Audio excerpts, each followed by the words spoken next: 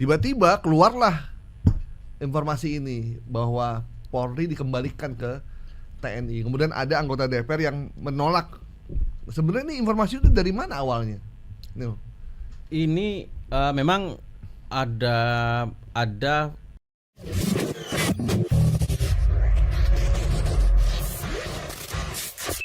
Oke, selanjutnya nih. ya.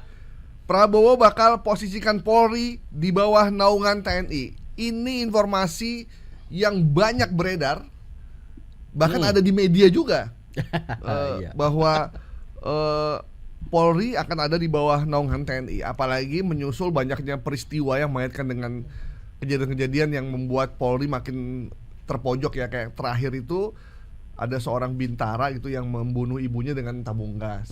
Kemudian ada seorang Aibda ya di Semarang yang menembak pelajar hingga meninggal. Dan ada beberapa yang kemarin polisi nembak polisi. Bahkan sempat di DPR tadi dipertanyakan sebenarnya polisi layak nggak sih dikasih senjata gitu.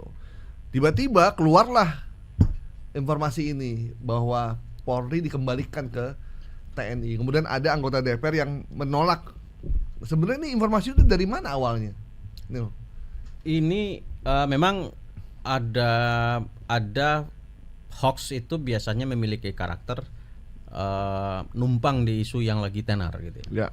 Wah, ini yang lagi di knockdown gitu ya. Dia numpang di situ, dia mencari engagementnya, mencari ruang untuk bisa meningkatkan viewer informasi dari akunnya atau meningkatkan followernya. Itu banyak kita temukan ya.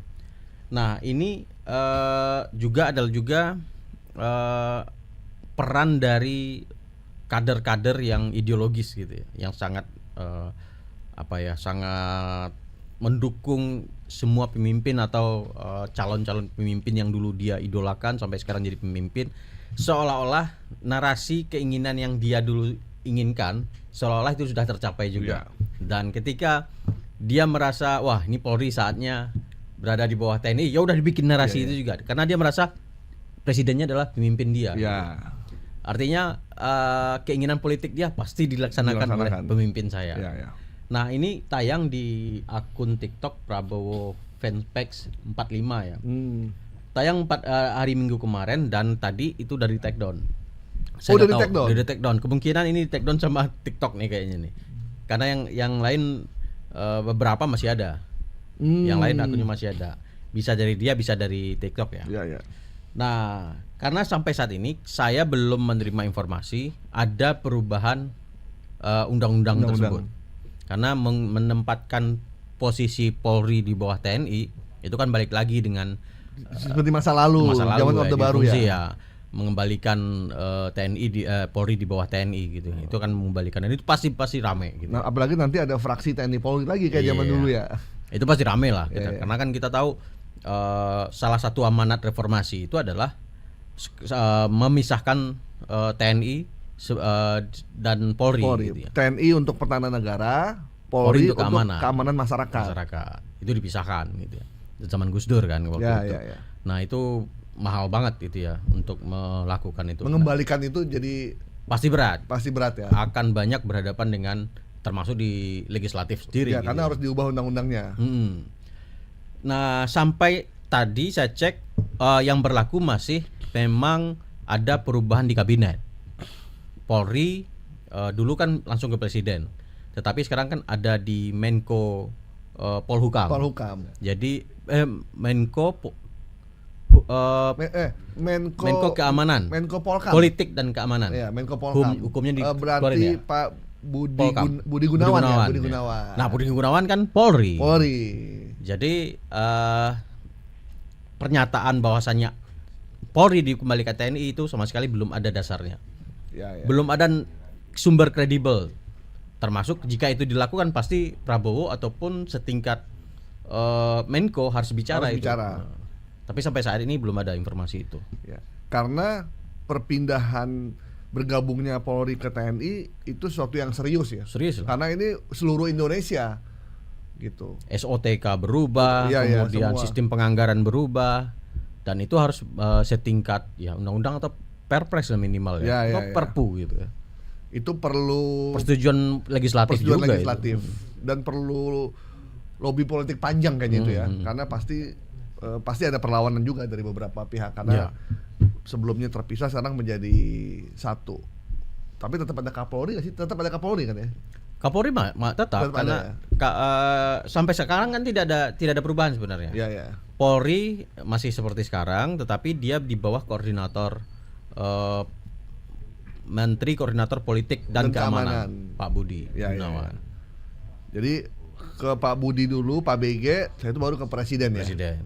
Dalam yang kabinet merah putih ya. Meskipun sudah ada anggota DPR yang kasih statement tidak setuju kalau kembali. Ya, itu kan kebebasan berbicara Ya. kan.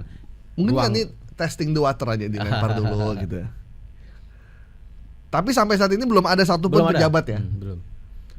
Pernyataan, kalaupun pernyataan sih boleh-boleh saja, semua orang kan berhak untuk berpendapat gitu. Tapi kan ini harus disertai dengan kajian hukum. Karena ketika dia diundang-undangkan harus ada naskah akademiknya gitu kan. Ya nggak simpel ini ketika merubah ini. Pak Hasyim Joyo Hadikusumo belum ngomong ya? Belum sampai ke biasanya situ. kan beliau sebelum presiden ngomong dia udah ngomong Dia duluan. ngomong Kayak ya, kemarin ya. akan ada menteri penerima negara. Ya. Pak Anggito Abimanyu Abimanyu. terpisah dari Menteri Keuangan. Ya, ya.